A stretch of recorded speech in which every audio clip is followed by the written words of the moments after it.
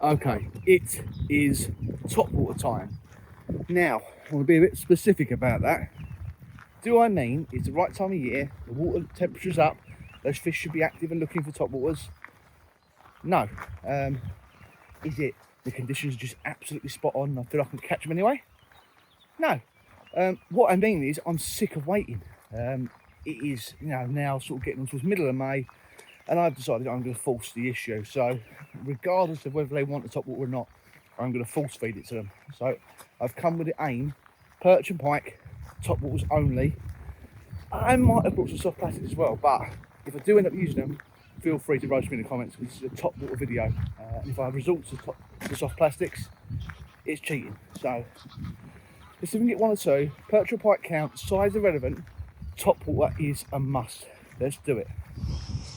Okay, I feel like I should explain what I'm doing a little bit. So, like I said, I'm starting with a smaller top water because I can always go bigger and go louder without having any negative effect by using a small one first. But the other way around, if you go big, go loud straight away, there's potential you could spook fish. So I start small and I've worked my way up if I feel like there might be fish there and they haven't reacted.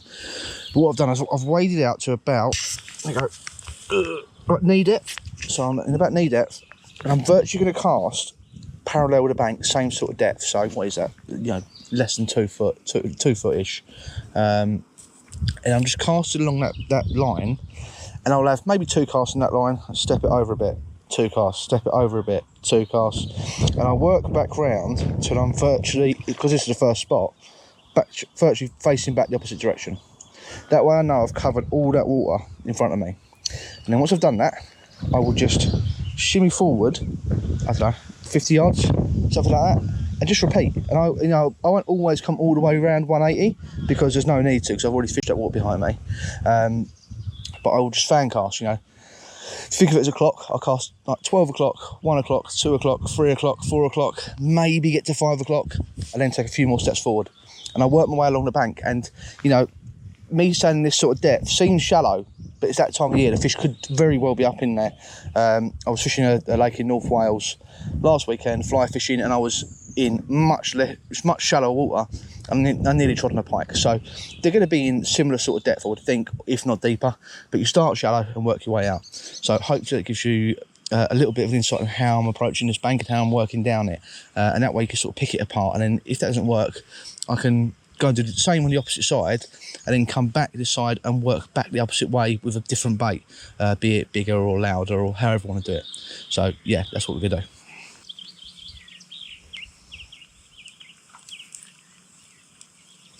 Oh, something should have go at that.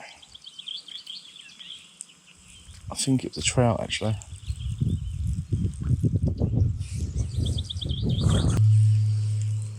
Right, I have got smaller. I might try and actually go even smaller than this, but the wire knackers it a little bit. Look at it go. There's a few fish moving there. I don't know what they are. I think they're trout. Okay, it's the same bait, it's slightly different colour. I just stepped down a size, so we'll just give that a quick go. Let's see if we can. I'm 90% sure there's a little brown trout, but we'll just double check, because it could be perch. It certainly wasn't a pike, I don't think. It wasn't anywhere near aggressive enough.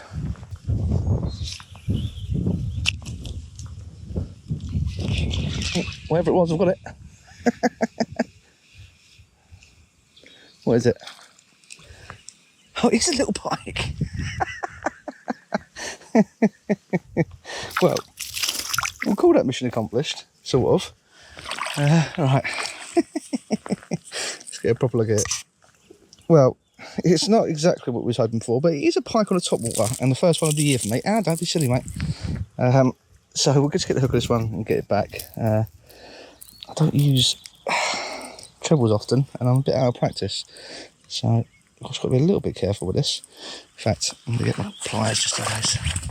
Okay, hook's out, lovely little baby pike. Oh, clean to go. Oh, just about to still see it there. Oh well, right, that is first top water fish of the year, woohoo! Okay, so another chuck in, just in case that wasn't the only fish there, because I'm sure I saw a few move. It's worth noting, because I've got this, because I've got a wire leader on, and it's very light, it's a 12-pound single strand titanium. It is sinking this little top water, so I'm only making very, very short casts, because that way I can keep a better angle on it, and it doesn't really get time for the leader to sink the lure.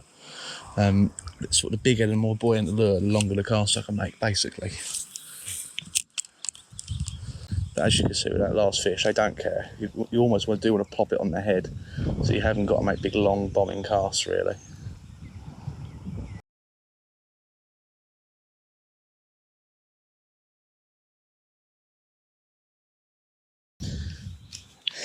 In fact, it's not even really the leader that's sinking the lure.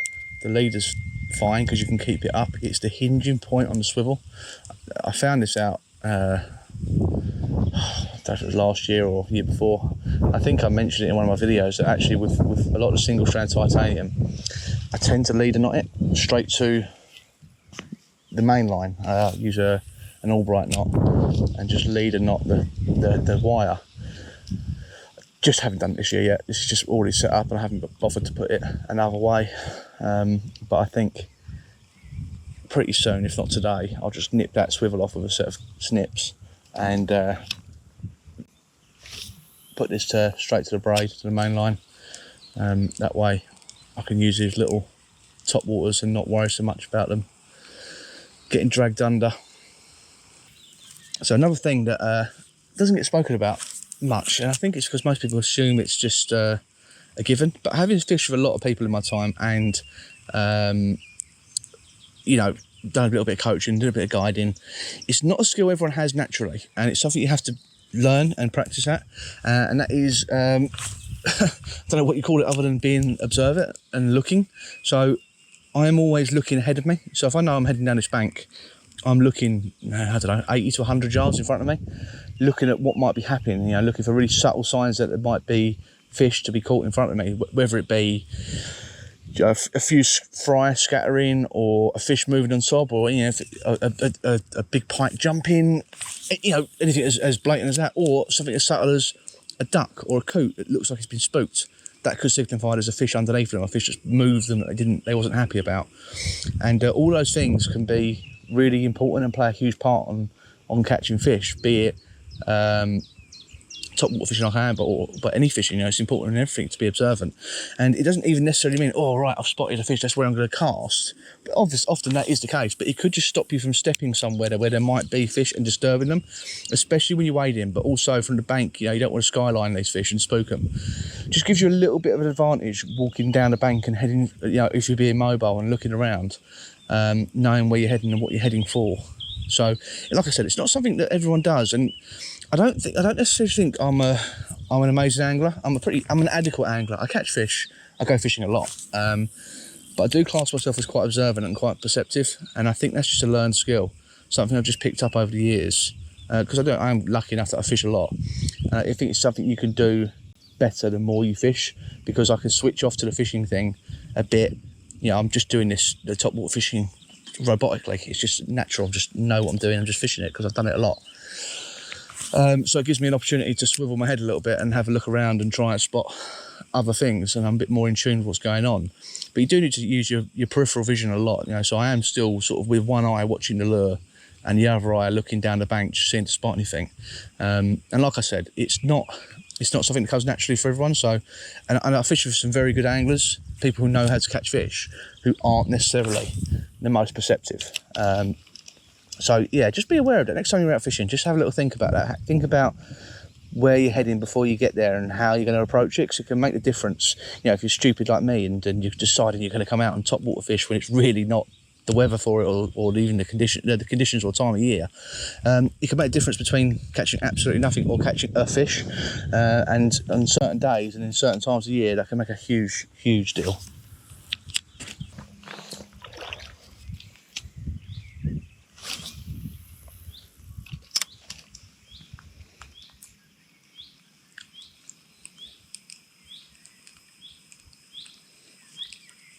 Oh, just had something to have a go at it.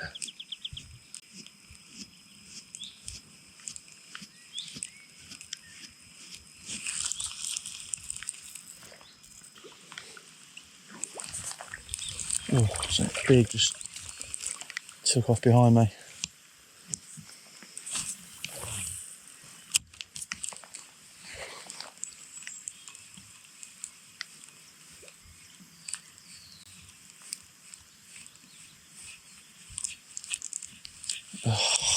Sweet. Do you know what I'm sick of more than anything? It's not the rain, because I can deal with rain, you put waterproofs on. It's not the wind, because you can deal with it, you can choose your venue, you can decide where you're going to fish. It's not the cold, because you can wrap up and put thermals on. It's meteorologists. They get paid a living to tell us what the weather's going to be. And I imagine it's not a meagre living either. I imagine they get quite well paid. When do they ever get it right? Like, if I got my job wrong as much as weathermen get them wrong, I'd be sacked. I checked every forecast, and I'm talking every forecast, to see if we was going to get any rain. They all said zero, nothing, not rain at all. So I left my waterproof in the car. And what'd you have? It's been raining non-stop for about 40 minutes, 45 minutes. It blows my mind. Like, it seems to be the best job in the world. Because it doesn't matter if you get it right or not. Nobody holds them accountable. Just carry on. Just carry on giving the wrong forecast. And people like me end up getting wet because of it. So that's the rant of this video. Sod the meteorologists. Okay, I'm going to very quickly touch on the types of top waters I like to use and where I sort of see them fitting into the fishing and why. So primarily I'd say there's 3 different types that I like to use, and they all sort of fit into a bracket. So I'll start from sort of the most subtle and work my way up. One of the classes sort of the most subtle is like a walk dog style lure. So something like that, sort of a pencil shaped looking thing. Your aim is to get it going side to side across the surface of the water. I carry these in a few different sizes. My go-to is this. I mean, they're all the same bait, essentially. They're all the gunky. This is, don't know, maybe 9 centimeters, I guess.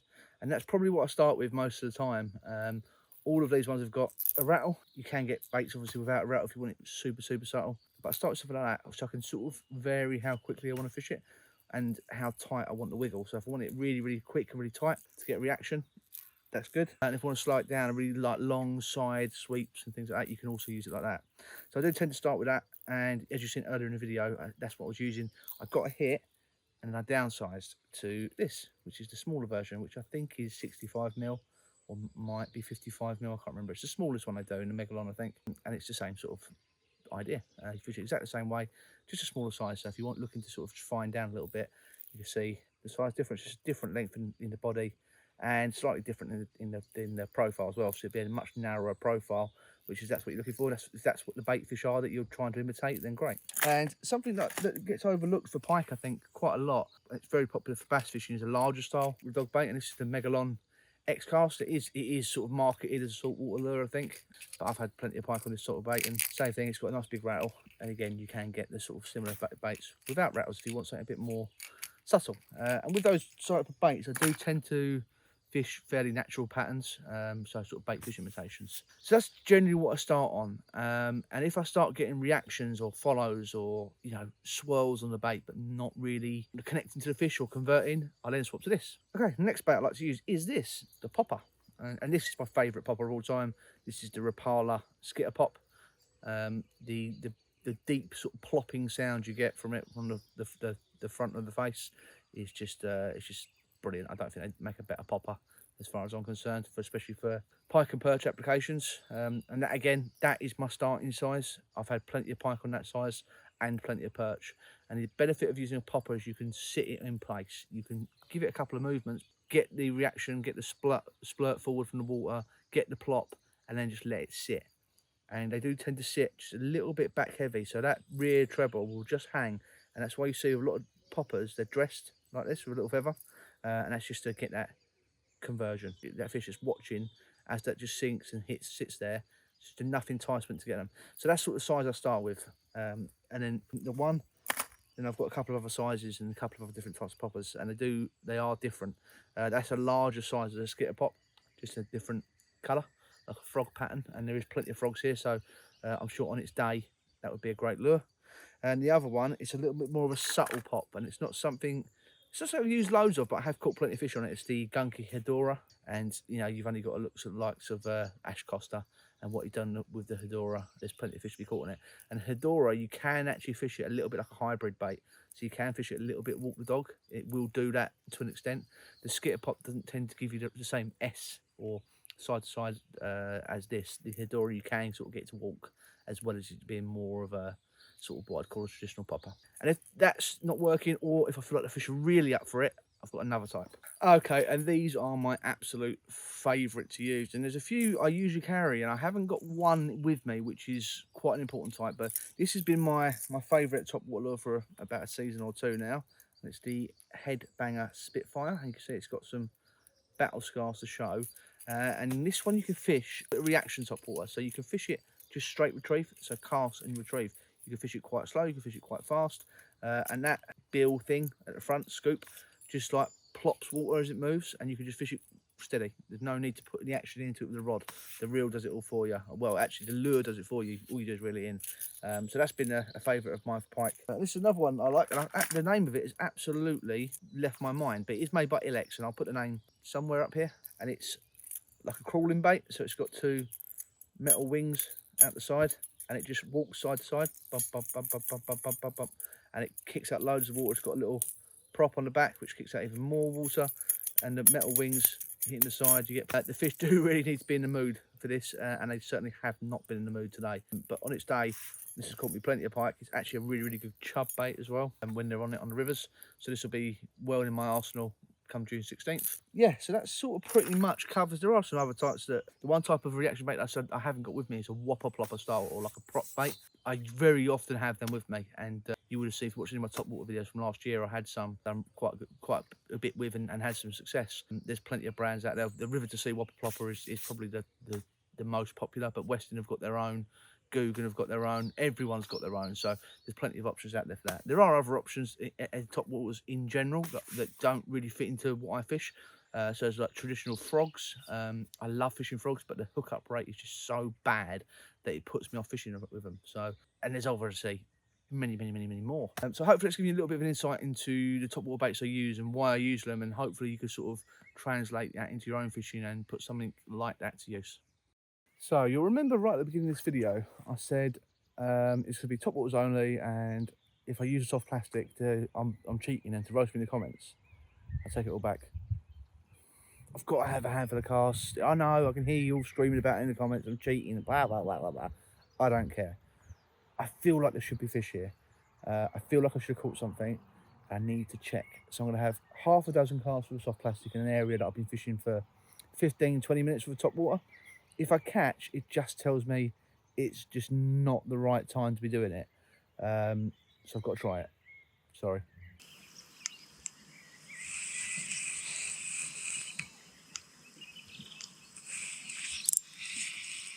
Oh, got a fish. Brilliant. So it tells me whatever I was doing isn't working. So top waters aren't on. And it's a perch. That's not really what I wanted to happen, actually. Oh, there we go, it's off. Brilliant. I had 3 casts with a soft plastic and caught a perch. Oh well, doesn't count because I cheated apparently. Okay, that's answered enough questions for me. I did have that one little perch, but it wasn't like I was missing out on fish really, because that little perch probably wasn't going to take me in the top waters I'm throwing. So I'm not totally disheartened now.